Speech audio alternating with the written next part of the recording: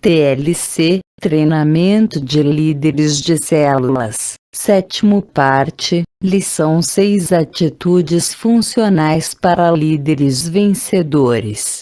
Adaptada do material de Joel Comiskey. Bons líderes têm boas estratégias. Muitos se sentem mais motivados a orar em vigílias. Programe vigílias eventuais para sua célula. Faça caminhadas de oração ao redor do quarteirão. Convide a célula toda para as vigílias e vigilhões que acontecem na igreja. Devemos orar muito. Há líderes de células que programam reuniões de oração além da reunião da célula. Procure criar um ambiente descontraído e alegre na sua célula. Grupos onde a descontração e a alegria multiplicam mais facilmente do que grupos formais. Faça um cartão convite personalizado de sua célula. Dê uma quantidade para cada membro e peça-lhes que os distribuam entre seus próprios amigos. Dê um nome para sua célula. Que seja um nome significativo, agradável, e do qual os membros vão se lembrar facilmente. Devem saber o significado e primar para que ele tenha tudo a ver com o crescimento e desempenho do grupo todo. Programa ocasionalmente para que todo o seu grupo vá com uma mesma camiseta na celebração do domingo. Isto cria uma identidade na própria célula e um senso de grupo unido. Os próprios membros podem discutir a arte, os dizeres, a cor, etc. Oração e liderança eficazes.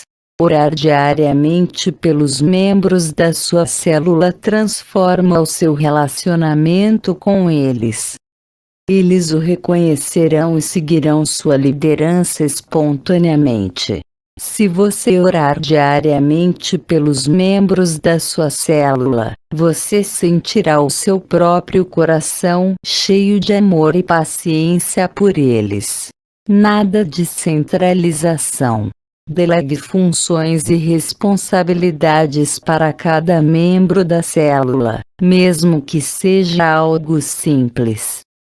Isto produz compromisso e seriedade em todos. Dê várias oportunidades às pessoas do seu grupo. Não rotule ou desista de alguém só porque falhou no compromisso de trazer o lanche na última reunião.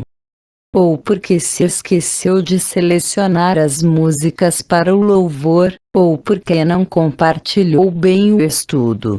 Acredite nas pessoas. Delegue responsabilidades para cada membro de sua célula. Quando nos sentimos úteis, nos comprometemos mais. As pessoas aprendem fazendo. Por isso envolva todos os membros da célula nas atividades grupais. O líder deve ser um facilitador. Alguém que faz a célula acontecer com a participação de todos. Não um chefe controlador que sufoca a célula e faz tudo sozinho. O cuidado com as reuniões. Prepare com cuidado e antecedência a reunião da célula. Lembre-se de que pessoas vêm de longe para ouvir a palavra e precisam ser alimentadas. Se for somente para ouvir alguém lendo a folha de estudos, elas poderão pegá-la na reunião do Tadel ou baixá-la da internet e estudá-la sozinho. Usar somente CD no louvor da célula facilita a multiplicação, devido à dificuldade de encontrar um tocador de instrumento para todas as células. Você nunca poderá levar os outros a níveis que você mesmo não atingiu. Antes de ministrar o grupo, ministre a Deus. Tudo o que Deus faz, Ele o faz pela palavra e pelo Espírito. Isto é tudo de que você precisa na célula. Uma palavra viva e apaixonada e a unção fresca do Espírito. Ao compartilhar na célula, sempre fale de coisas práticas que podem ser úteis no dia a dia. Fuja das doutrinas estéreis e de teologias mortas.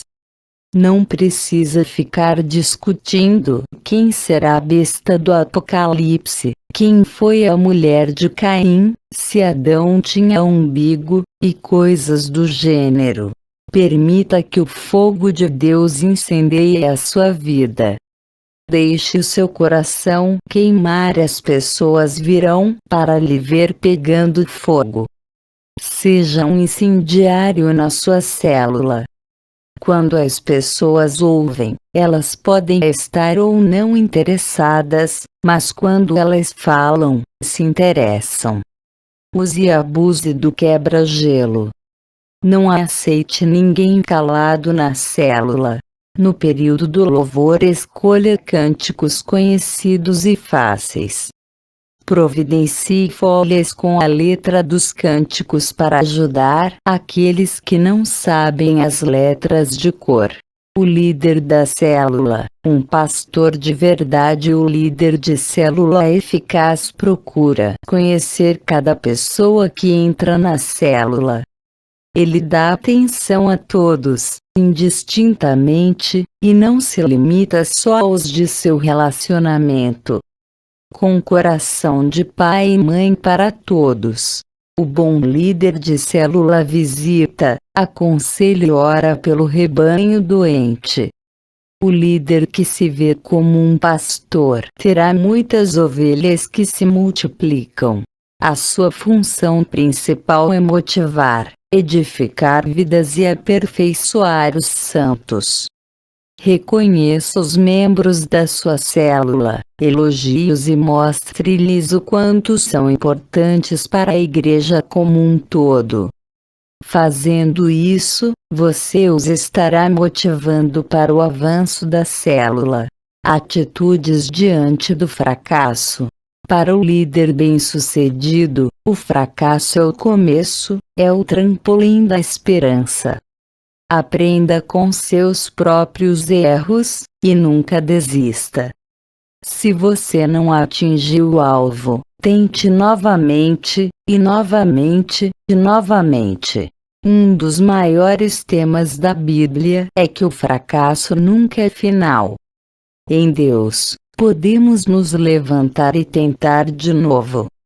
Se a sua célula não se multiplicou este ano, ainda dá tempo. Se não, tente no próximo ano novamente. Nada de independência, preste contas. Você tem preenchido regularmente o relatório da sua célula? E quanto às reuniões de discipulado, você é assíduo? Um líder independente está fora da visão geral das células e do reino de Deus. Entregue seu envelope de ofertas com os dados devidamente preenchidos para seu supervisor ou líder responsável por recolhê-los. Ao planejar algo maior na sua célula, com um retiro, mudança de local da reunião ou a multiplicação, comunique e decida junto com seus supervisores. Somente alguns feriados são permitidos, normalmente os domingos são reservados para culto de celebração com todos os membros. Temos que verificar se os líderes são dizimistas fiéis. Se completaram os 4 cursos de treinamento para ser membro e líder, o curso TLC, fazer uma entrevista com o pastor para ser qualificado e aprovado para ser líder de célula. É necessário que o líder seja irrepreensível, item 3. 2. Modelo e exemplar. Nunca desista de ninguém. A maioria das pessoas se converte aos poucos, gradualmente. Não desista se alguém parece retroceder. Crie um ambiente de liberdade e aceitação, e a pessoa acabará se firmando. Não permita membros ociosos na sua célula. Se há alguém assim, desafie-o a mudar. Se resistir, exorte-o. Seja firme ou não desista de fazer de cada discípulo um ministro. Nada forçado, todo com amor e carinho. Cada discípulo é um projeto em construção, não um modelo acabado. Por isso é normal termos irmãos que ficam desanimados entre nós. Conforte-os e seja sensível às suas dificuldades. Eles logo passarão de desanimados a animadores. Tenha sempre uma palavra de ânimo. Não permita que eles percam a esperança. Creia com eles, transmita empatia, exale coragem revigorante. Os irmãos mais fracos devem ser carregados pelos mais fortes. Os membros devem dar-lhes a mão, passo a passo, amá-los e conduzi-los até que se fortaleçam no Senhor. Jesus disse que o bom pastor dá a vida pelas ovelhas. Caro líder, você é um pastor na sua célula. Ame os seus discípulos a ponto de se doar por eles, como fez Jesus. Invista em relacionamentos. Enfatize um compartilhamento transparente na célula. Uma pesquisa feita com crentes que estão fora da igreja mostrou que 70% deles saíram da igreja porque sentiam que ninguém se importava com eles. O amor é a chave para ganhar, consolidar e edificar. Estabeleça um discipulador para cada novo convertido na sua célula, ou seja, um irmão ou irmã mais velho para cuidar dele e acompanhá-lo continuamente. Teremos aí uma microcélula MDA. Essa microcélula deve se falar frequentemente pelo telefone e encontrar-se durante a semana, ao menos uma vez. Valorize o momento do lanche na sua célula. Ele pode ser a chave para consolidar o visitante. Estimule a célula a ficar em função do visitante nesse momento. Oficialmente, a célula se reúne uma vez por semana. Mas a célula, em si, é um estilo de vida. Os vínculos devem acontecer a semana toda. Uma reunião exemplar, incluindo os 8 fatores que devem ser bem preparados e bem combinados com antecedência com a equipe da célula. O tempo oficial de duração até 1h ou 1h15 máximo. Depois convidar para o lanche. Com muita comunhão gostosa. Além disso, isto é só 40% do tempo, tem mais 60% de atividade que continua durante a semana, todos os dias. Estabeleça alvos. Estabeleça alvos específicos. Datas, pessoas e números a serem alcançados. Sonhe com esses alvos. Anuncie esses alvos à sua célula. Faça os preparativos para alcançar os alvos. Resolução de conflitos na célula. É inevitável que surjam conflitos. Contudo, o líder deve saber como enfrentá-los, exterminá-los da célula e ao mesmo tempo proteger as pessoas, mantê-las unidas, coesas, curadas das doenças que deram origem ao conflito. Existe uma diferença entre um conflito sadio e um conflito destrutivo numa célula. É um conflito sadio discordar honestamente de alguma coisa que esteja sendo discutida no grupo. O conflito destrutivo é afronta, oposição aberta, desejo de anular o que outros estão fazendo e atitudes ruins. Quando o conflito é sadio, normalmente o alvo do conflitante é ser ouvido pelo grupo ou pela liderança, expressar um ponto de vista, expandir e clarear o entendimento do grupo, promover cura pessoal e para o grupo, receber respostas pessoais e ajuda, concluir em unidade, paz e consenso para encorajar o líder. Existe às vezes um antagonista que traz uma dinâmica errada e doentia para a célula, deve ser identificado e confrontado.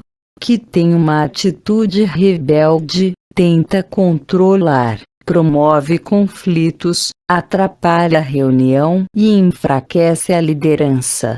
O que o líder de célula deve fazer a respeito de um antagonista? Fale diretamente. Isto não é apropriado agora, vamos conversar depois no horário do lanche. Como confrontar com compaixão. A maioria dos pastores são sentimentalizados, o que significa que os sentimentos, a dignidade e a aprovação das pessoas tendem a pesar muito em seu processo de tomada de decisões. Quando temos essa natureza sentimentalizada, nem sempre é fácil repreender alguém. Alguns até preferem ser repreendidos a repreender. Por quê? Alguns ficam por um longo tempo se perguntando se por acaso aquela pessoa não está certa, temendo cometer o erro de julgar erroneamente, ou tentando enxergar mais de um lado na mesma história. Outros temem a quebra de relacionamentos. Um bom pastor não gosta de ferir as pessoas. Contudo, deixá-las errar sem ser repreendidas não é amor, é tolerância. É passar a mão por cima, como se diz popularmente. Alguns princípios muito úteis para a repreensão. Garanta que a sua repreensão não vai ser mal interpretada. Nunca repreenda alguém na hora da raiva. Não repreenda por escrito ou pelo telefone. Não destrua a dignidade da outra pessoa, mas ajude a crescer. Faça questão de conhecer a história inteira. Cheque o seu coração para saber quais são seus verdadeiros motivos. Identifique claramente as implicações do comportamento da pessoa. Sempre dê à pessoa a oportunidade de reconhecer seus erros. Sempre corrija a pessoa em particular. Nunca na frente dos outros. Com muito amor a Kariano. Restauração de relacionamentos quebrados de acordo com Mateus 18, 15, 17. Um dos maiores problemas no meio da igreja são conflitos não resolvidos. Outros são problemas resolvidos de maneira errada. Pior ainda são as tentativas falhas de resolver atritos que, ao invés de resolver uma situação, terminam criando outras. Temos aprendido nesse treinamento sobre a importância da comunhão na vida da igreja. Essa comunhão é ameaçada quando surgem fofocas, disputas, desentendimentos, choques de personalidade e de interesses. Mateus 18, 15, 17. Uma vez estabelecido claramente qual foi o pecado, o primeiro passo é da confrontação pessoal. Jesus ensina que é necessário repreender. Na cultura brasileira, muitas vezes, As pessoas não têm a coragem de confrontar um a um o pecado ou o erro. Não importa a posição, é um dever sagrado de confrontar com muito respeito. Se não fizer, é pecado de não corrigir. Tem que ter fé que vai produzir efeito. Se o resultado não for satisfatório, o passo seguinte é a confrontação representativa informal. Podemos chamar mais uma ou duas pessoas. Persistindo a resistência em admitir a culpa, a situação exige uma confrontação comunitária formal. No caso de recusa definitiva do ofensor, a Igreja, como comunidade autorizada por Deus, deve considerá-lo como gentil e publicano. O grande erro é de não ter praticado o MT 18. 15, 17, assim surgem as fofocas. Precisamos buscar diligentemente a comunhão da célula e da igreja,